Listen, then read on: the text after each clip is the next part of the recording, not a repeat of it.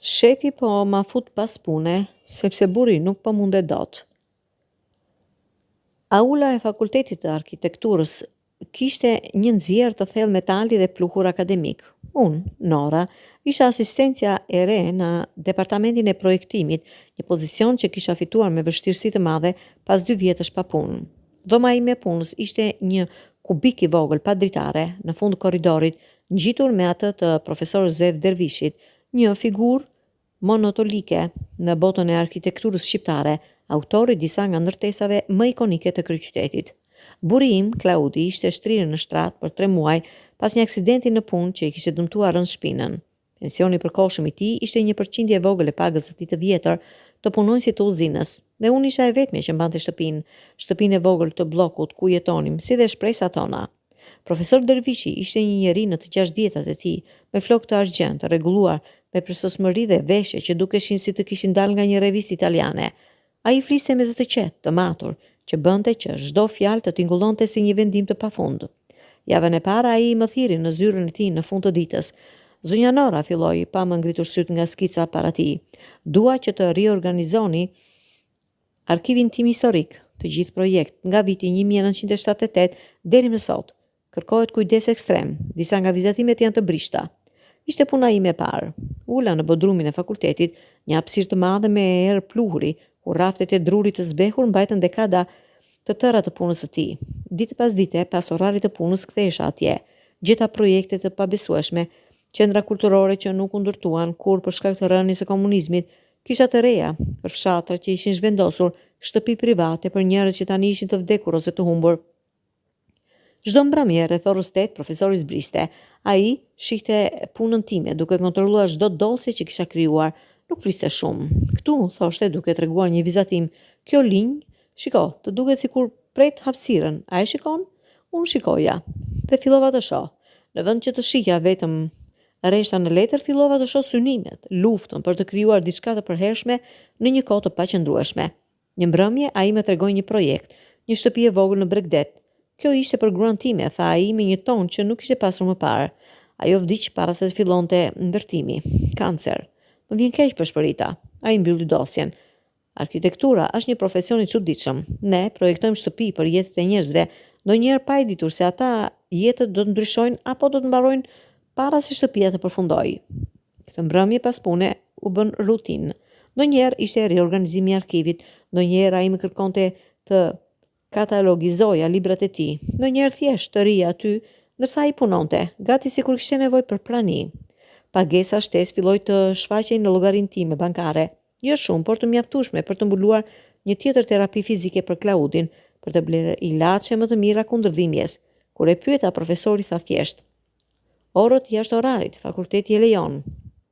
Por unë e dija se fakulteti nuk paguante kaq shumë për punë administrative, por nevoja ime ishte më e madhe se krenaria ime. Kisha një burr në shtrat që u përpoq të fshehte lotët e dhimbjes, kur mendonte se nuk po shikoja, dhe një bar frike në shpirt për të ardhmen.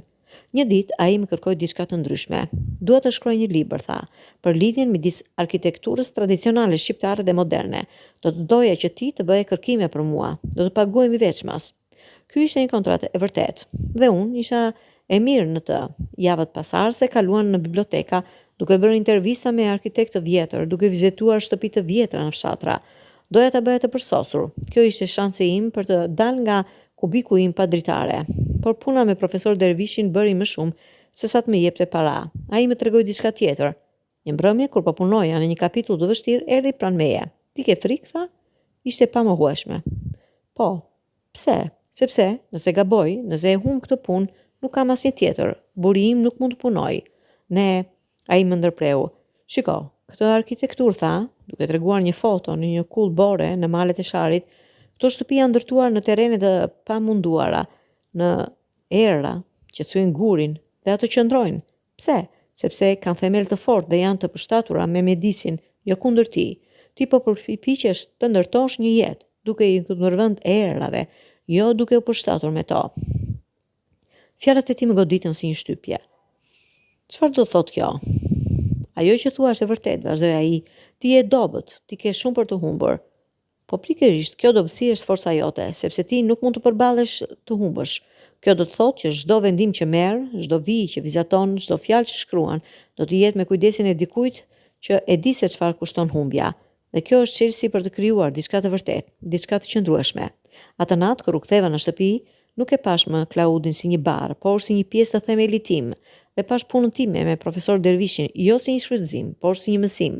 Ai nuk po më fuste vetëm pas punës për punë të lira. Ai po më tregonte një mjeshtëri, po më tregonte se si të krijoja diçka prej asgjëje, ashtu siç bënte ai me vizatimet e tij.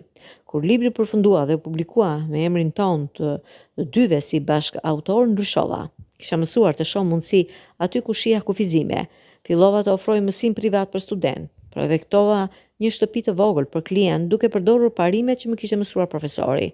Dhe kur Klaudi filloi të ecë përsëri dhe të gjej një punë të re, më pak të vështirë fizikisht, kuptova se profesori Dervishi kishte të drejtë. Dobësia ime, frika ime për humbjen kishte qenë forca ime. Ajo më kishte bërë të kujdesshme, të përcaktuar, të paepur. Një ditë, para se të dilja nga fakulteti për të filluar praktikën time të vetme, shkova në zyrën e tij për t'i falënderuar. Nuk e dija nëse do ta kuptosh, tha ai, duke shikuar nga dritarja e tij e madhe. Por kur të pash për herë të parë, një grua e talentuar, e friksuar, e shtrënguar nga rrethanat, pash veten time të re. Dhe dije se nëse do të kisha ndonjë trashëgimi të vërtet në këtë botë, nuk do të ishte në gurët që kam vënë mbi njëri tjetrin, do të ishte në të djathën e dikujt tjetër për të ndërtuar. Ai më dha një kopje të librit ton. Brenda kishte një mbishkrim për Norën, që ndërtoi një themel në terren të pamundur dhe na tregoi të gjithëve se është e mundur. Kështu që profesori im më futi pas pune, jo për të më shfrytzuar, por për të më treguar se si të ndërtoj. Dhe në një kohë kur buri im nuk mund të punonte, ai më dha një mjeshtëri që nuk mund të më merrte askush. Më dha aftësinë për të ndërtuar, jo vetëm ndërtesa, por edhe një jetë të re, nga themelet e saj të thyera.